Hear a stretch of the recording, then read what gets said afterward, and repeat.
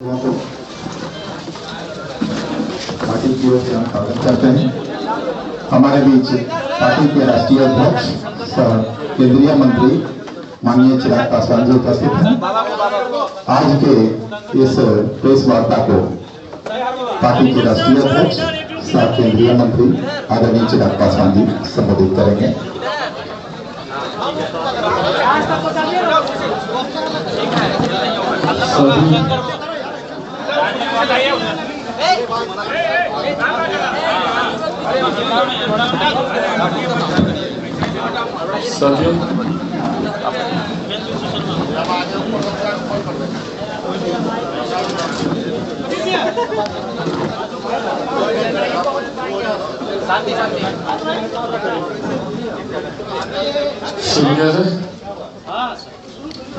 साथियों, आज की ये प्रेस वार्ता मुख्यतः सिर्फ एक विषय को लेकर रखी गई है और वो विषय आप सब जानते हैं। जिस तरीके से विधान परिषद तिरहुत को लेकर चुनाव प्रचार चल रहा है और उसमें एनडीए के हमारे प्रत्याशी, और मुझे खुशी है इस बात की कि एनडीए ने जनता दल यूनाइटेड, भारतीय जनता पार्टी, लोक जनशक्ति पार्टी, हिंदुस्तानी अवाम मोर्चा, राष्ट्रीय लोक मोर्चा, पांचों दल ने मिलकर एक ऐसे प्रत्याशी को चुना है जो न सिर्फ हमारे छोटे भाई हैं बल्कि पूरी तत्परता से, पूरी ईमानदारी और पूरी लगन, पूरी मेहनत के साथ प्रदेश के विकास की सोच रखते हैं।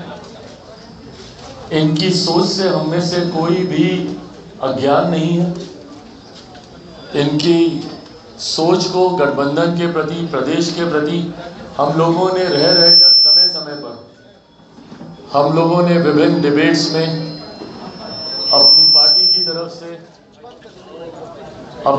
की तरफ से, गठबंधन की तरफ से इनको अपनी बातों को रखते हुए एक प्रवक्ता के तौर पर भी हम लोगों ने सुना है।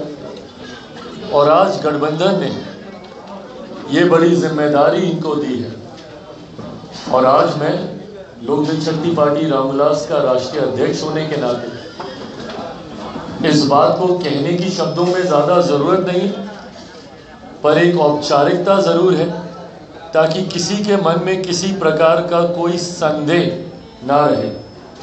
लोक जनशक्ति पार्टी रामविलास का, हमारे पार्टी के हर एक नेता, हर एक कार्यकर्ता का मजबूत समर्थन इस चुनाव में मेरे छोटे भाई अभिषेक जी को जाता है। इनके लिए हमारी पार्टी का हर एक नेता, हर एक कार्यकर्ता न सिर्फ प्रचार प्रसार बल्कि इनकी जीत को सुनिश्चित करने के लिए पूरी लगन, पूरी मेहनत के साथ पूरी पार्टी इसमें पहले से ही लगी हुई है। और इस बात का उम्मीद ही नहीं, विश्वास है कि न सिर्फ ये चुनाव जीतेंगे बल्कि भारी मतों से ये चुनाव जीतने का काम करेंगे। जिस तरीके से आज की तारीख में एनडीए गठबंधन के प्रति जनता का विश्वास बढ़ा है, बड़े बड़े दावे, बड़े बड़ी बातें अलग अलग समय पर विपक्ष के दलों के द्वारा किए जाते रहे।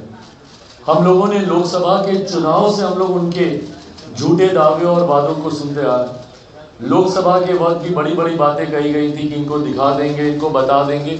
क्या हो गया? हमारा गठबंधन ना सिर्फ मजबूती से लोकसभा के चुनाव में हम लोगों का प्रदर्शन रहा, बल्कि ये जो 4 सीटों पर उपचुनाव हुए हैं और ये महत्वपूर्ण है, इन उपचुनाव का गणित हम लोग के लिए समझना ज़रूरी है। और जो इन उपचुनाव का गणित समझ गया तो वो 2025 के परिणामों को भी समझ जाएगा। ये कोई सामान्य परिस्थिति नहीं है जिनमें उपचुनाव हुए थे। और किन सीटों पर उपचुनाव हुए थे? उनमें से 3 सीटें सिटिंग थी विपक्षी दलों के पास। तथाकथित इंडी अलायंस, यूपीए, महागठबंधन, जो भी ये लोग अपने आप को बुलाते हों, 3 उनकी सिटिंग थी। ना सिर्फ हमने अपनी एक रिटेन की है बल्कि इनकी 3 सीटों को भी एनडीए गठबंधन ने जीतने का काम किया है। और उनमें से सीटें कौन कौन सी? बेलागंज की सीट, जो कुछ लोग अपना आधिपत्य मानकर चलते थे कि उन्हीं का ही अधिकार है। क्या बोलते थे वो लोग? उसकी हमारा गढ़ है। उनका गढ़ को एनडीए ने हासिल करने का काम किया, जहां लगभग 3-3.5 दशक से वो लोग इस सीट को नहीं, कोई दूसरा नहीं निकाल पाया था, उन्हीं के पास ये सीट रही। ऐसी ऐसी सीटों को, तरारी वाली सीट, जिस तरीके से विशाल ने उस सीट को जीता, मनोरमा जी ने बेलागंज को जीता, ये चारों सीटें दर्शाती है। इमामगंज को भी लेकर दुनिया भर का प्रचार प्रसार, फलाना ढिमकाना सब बोला गया, गठबंधन पे सवाल उठाए गए, तमाम बातें बोली गई। हासिल क्या हुआ? साम दाम दंड भेद सब आपने कर लिया। और विपक्ष झूठ की राजनीति करने के लिए जाना ही जाता है। लोकसभा में भी लोगों को डराकर ये मत हासिल करने का काम करते रहे, अभी भी सिर्फ झूठ बोलकर, यहाँ नहीं गए तो इसलिए नहीं गए, वहाँ नहीं गए तो इसलिए नहीं गए।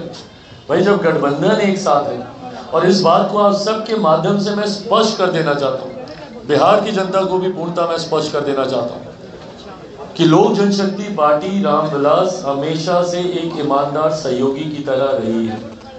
जिस गठबंधन का हम लोग हिस्सा रहे हैं, मेरे नेता, मेरे पिता आदरणीय रामविलास पासवान जी से पार्टी के हर एक नेता कार्यकर्ता ने ये सीखा है कि हमारी पार्टी ने हमेशा एक सीमेंटिंग फोर्स का काम किया है। गठबंधन को कैसे और मजबूत किया जा सके, इस दिशा में हम लोगों ने हमेशा कार्य किया। किस तरीके से गठबंधन को अपने दल का हम लाभ पहुंचा सकें, इस दिशा में हम लोगों ने काम किया। तो अगर कभी भी किसी भी चुनाव में कोई भी इस तरीके का भ्रम फैलाता है, बिना किसी भ्रम में उलझे हुए, बिना किसी की बातों में आए, मैं अपने तमाम समर्थकों से, अपने एनडीए गठबंधन के तमाम समर्थक जनता बिहारियों से यह आग्रह करूंगा कि बिना इनकी बातों में उलझे हुए, और जो कि बिहार की जनता अब नहीं उलझती है, परिणाम लोकसभा के चुनाव ही थे, उस वक्त भी आरक्षण संविधान को लेकर क्या क्या झूठ इन लोगों ने नहीं बोला। क्या हुआ? जीता कौन? एनडीए गठबंधन। इस वक्त भी चुनाव परिणाम से एक दिन पहले तक क्या क्या बातें ये लोग कर रहे थे कि चारों की चारों सीट एक तरफा रहेगा, एक सीट ये लोग नहीं जीत पाए। और तो और 3 तो आपकी अपनी थी, कम से कम उसको तो आप लोग बचा लेते, वो तक ये लोग नहीं कर पाए। तो दर्शाता है कि बिहार की जनता, और बिहार की जनता ने ओवरऑल देश की जनता ने अब पुनः ये मन बना लिया है। कुछ राज्य जरूर थे लोकसभा के चुनाव के वक्त जो इनके झूठे नैरेटिव में आए, उन राज्यों में भी आज की तारीख में प्रदर्शन देखिए हम लोग। महाराष्ट्र उसका इतना खूबसूरत उदाहरण है, किस तरीके से प्रधानमंत्री नरेंद्र मोदी जी के साथ महाराष्ट्र, हरियाणा, ये वो राज्य हैं जहां पर विपरीत परिस्थितियों में हमारे गठबंधन भारतीय जनता पार्टी ने बेहतरीन प्रदर्शन किया। तो ऐसे में देश की जनता, और खास तौर पर आज जब हम लोग बिहार में इस चुनाव का हम लोग जिक्र कर रहे हैं, बिहार की जनता ने पूरी तरीके से मन बना लिया है। ये जनता से जुड़ा हुआ विधान परिषद का जो चुनाव है, इसमें जितने भी वोटर्स हैं, मैं उन सब से अपनी तरफ से, अपनी पार्टी की तरफ से और अपने गठबंधन के हर एक घटक दल की तरफ से ये विनम्र आग्रह करूंगा कि हमारे भाई अभिषेक झा जी को आने वाले दिनों में भारी मतों से विजय बनाकर बिहार की विधान परिषद में भेजने का काम करें। उम्मीद ही नहीं, विश्वास दिलाता हूं, क्योंकि इनको मैं व्यक्तिगत तौर पर भी अच्छे से जानता हूं कि आने वाले दिनों में ये विधान परिषद सदस्य बनकर आपसे जुड़े हुए मुद्दों को, आपसे जुड़े हुए विषयों को मजबूती से उठाकर आपकी हर संभव मदद करने का ये काम करेंगे। ये विश्वास मेरा इन पर है और यही विश्वास मैं आप सबको भी दिलाना चाहता हूँ। अब इसके अलावा आपके कोई और सवाल?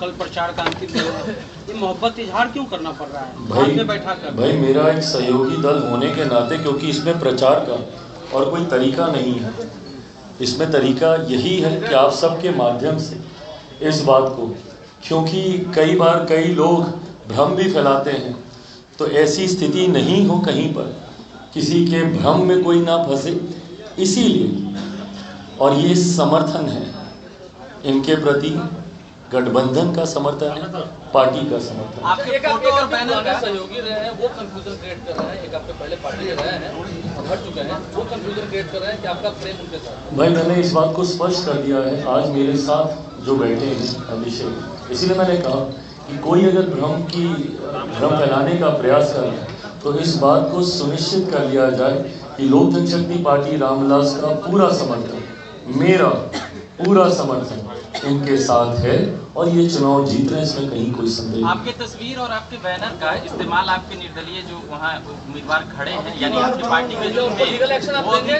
कर रहे हैं इस्तेमाल और कह रहे हैं कि हमको पूरा आशीर्वाद नहीं तो अगर वो इस्तेमाल कर रहे हैं हाँ। और ये जानकारी अगर अधिकृत तौर पर हमारे पास आती है तो ज़रूर उस पर एक्शन लिया जाएगा। ये गलत है, बिना किसी की जानकारी के, बिना किसी की सहमति के इस तरीके से तस्वीरों का, बैनर का, पार्टी के नाम का, पार्टी की सोच का इस्तेमाल करना कतई उचित नहीं है। जो ये कर रहा है वो गलत कर रहा है। कह रहे हैं आशीर्वाद प्राप्त है चिराग पासवान जी। मेरा आशीर्वाद किनके साथ है? और भैया अभी तो मतलब क्या आशीर्वाद क्या होता है भाई, अभी उस उम्र में नहीं पहुंचे हैं। पूरा समर्थन इनके साथ है, छोटे भाई हैं, बड़ा भाई होने के नाते तो आशीर्वाद दे ही सकता हूँ, तो पूरा इनके साथ है। मोहन भागवत ने कल एक बात किया जिसमें उन्होंने कहा कि जनसंख्या नियंत्रण चिंता का विषय है। जो बातें कही जा रही, प्याल डाला जा रहा है, उस पर चिराग पासवान क्या कहते हैं? अजमेर शरीफ के बारे में कह दिया कि वहाँ पर शिव मंदिर है। देखिए, जहाँ जहाँ से ये जानकारी आ रही है, आदेश उसी आधार पर ये दिए गए हैं जहाँ पे तथ्य सामने आते हैं। मैं इस बात को मानता हूँ कि अगर कोई झूठा भ्रम फैला रहा होगा इसको लेकर, जहाँ पर ऐसी हकीकत नहीं है, उसके बावजूद भी उसमें किसी को घबराने की ज़रूरत नहीं है। जांच के आदेश बिना तथ्यों के कभी कोई भी न्यायालय के द्वारा नहीं दिए जाएंगे। इसको ज़रूर एक धर्म से जुड़ा हुआ विषय बनाने का प्रयास किया जा रहा है, पर मैं मानता हूँ कि अगर किसी विषय में सच्चाई नहीं है तो उनको घबराने की ज़रूरत नहीं है, पर अगर सच्चाई है तो वो ज़रूर सामने भी आनी चाहिए। 91 में वर्षिप एक्ट पास है। उत्तर प्रदेश में भाजपा नेता ताजमहल में भी शिव मंदिर का दावा किए हैं, भाजपा नेता वहाँ के। क्या ताजमहल में शिव मंदिर का दावा किए हैं? भाई, जैसा मैंने कहा कि मैं ऑथराइज नहीं हूँ, मैं जांच एजेंसी नहीं हूँ। जो इन बातों को कह रहा है वो तथ्यों को सामने रखेगा, उसके आधार पर जो फैसले लिए जाते हैं उसी से ही चीज़ें आगे जो हो रही हैं। किसी एक व्यक्ति के कहने से नहीं होता है। जो एक व्यक्ति कह रहा है उसकी क्या सोच है, क्या मंशा है, मैं उससे सहमत नहीं, पर हाँ अगर कोई तथ्यों के साथ बातों को रख रहा है उसके आधार पर कार्रवाई की। बीजेपी कह रही है कि वो सामाजिक संतुलन की बात कर रहे हैं और इस पर आप कितनी सहमति रखते हैं? So we need to understand the technicality behind it. Mohan Bhagwat ji ने जिस विषय का जिक्र करते हुए अपनी चिंता जताई वो फर्टिलिटी रेट का वो जिक्र कर रहे हैं, जो किसी भी प्रजाति को बनाए रखने के लिए, उसके अस्तित्व को जिंदा रखने के लिए ज़रूरी होता है वो फर्टिलिटी रेट 2.1। अगर मेरी जानकारी सही है तो ये होना चाहिए, पर आज की तारीख में वो 2.1 से गिरकर 1.91 के आसपास वो आया है। इस बात को लेकर उन्होंने अपनी चिंता जाहिर की है। जब ये फर्टिलिटी रेट इससे कहीं ज़्यादा था तब भी ये चिंता देश ने जाहिर की थी, और उस वक्त जनसंख्या नियंत्रण किस तरीके से किया जाए इसको लेकर भी चर्चा हुई। हम दो हमारे दो, ये तमाम बातों को लेकर उस वक्त भी चर्चा हुई। मैं मानता हूँ कि ये विषय उन्होंने उठाया है, इस पर एक चर्चा होनी चाहिए।